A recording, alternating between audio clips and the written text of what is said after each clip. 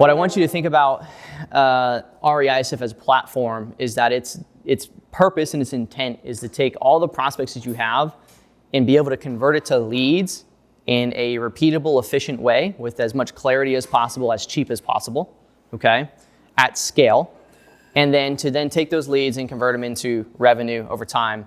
But the most important thing is, who here had, someone here mentioned like a $100,000 deal that they closed, or the flip. Okay, so you got one, right?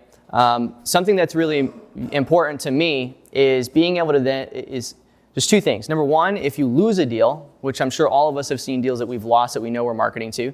If we lose a deal, what were we doing to market to that person so that we can go back and see that historically? Most people can't do that. Like if something comes across and it's like, oh, shoot, I was marketing to that deal. I know I was, I just don't know how many times, when, where, and how much money I spent. That's something they can't answer. However, that's something we should be able to answer, right? Because that's how we improve our business, how we fill gaps and holes. We call them leaky faucets at REISift. And the same thing goes with our successful deals, right? Even a successful deal has things that we can learn from, things that we can improve upon and do better. If we're getting a lead and it took us 2 months to get the lead, how can we make it a month? Right? How can we shortcut that success? And the only way to be able to do that is to be able to reverse engineer it. So that's the other big component of REISift that we're building, is the ability to not only target people more efficiently, better and faster, but also then to be able to reverse engineer our successes and repeat this process to be able to become more efficient, right? So for me, when I first started, I was sending direct mail as well, and I ended up stopping that pretty quickly because I became broke, right? I wasn't ready for it, and so I switched over to cold calling. But then I realized that cold calling also costs money, right? They say it's cheap, but it's not necessarily true, right? Because you got to pay for the call, you got to pay for the platform, you got to, spend the time. It doesn't just come in, and say, oh, I'm like really motivated leads. There's a lot of tire kickers. And then I started SMSing because everyone said that was cheap, right? And then you realize that you have to spend per send, and you get a bunch of wrong numbers, and then you go to market to them again, and if you're not removing those wrong numbers, you're marketing to them again, and there's a bunch of waste happening, right? So doing this at scale is really, really difficult.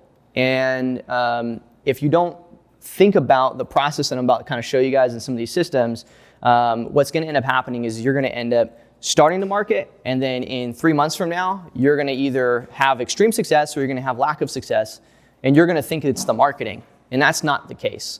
Because there's people in your market doing it that it works, right? And it's either because they're doing it at volume, they don't care about the money, right? Or they're getting lucky. In either case, a lot of times people end up coming back and having to reevaluate what the hell was going on, and that's when they become long-term clients for us, right? A lot of times they have to have that aha moment where they've wasted a bunch of money. But then we also have the people who come in, they're like brand new, and they're just needing like clarity on what the hell is marketing, how do we get a hold of people? Someone mentioned or asked a question, like if you wanted to market on Monday to multifamily leads, like I'll show you how to do that, like today. Like really easily, quick and simple. We can do it within like 4 hours and you can start getting leads, right? The quicker that we can intake data, something Ryan's really good at teaching, which I actually really suck at, even though I have a data platform, is the ability to like get the niche data and build a process around it and get that every single week so you can mail it every single week.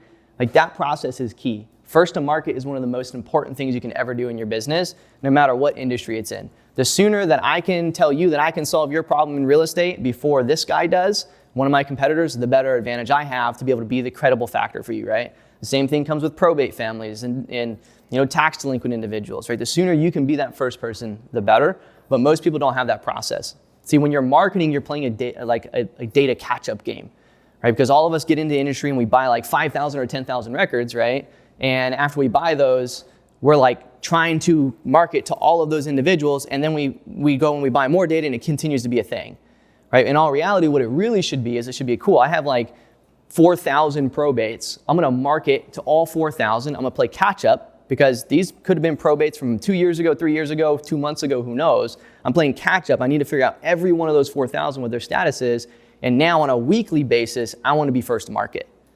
So in all reality, the reason why most people's businesses become stagnant is because they played the catch-up game and they didn't know what already happened after 2 or 3 years of marketing to those 4,000.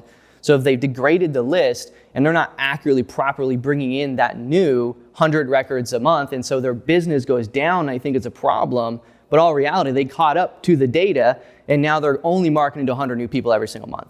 Right? So if you know that's a problem, then you can expand into new markets predictably and accurately and properly, rather than just guessing and spending money. Okay, so those are things that are really high level that can seem super complicated, but that's like the core of what a business is. It's the things that make you a 30-year company rather than a 3-year story, right?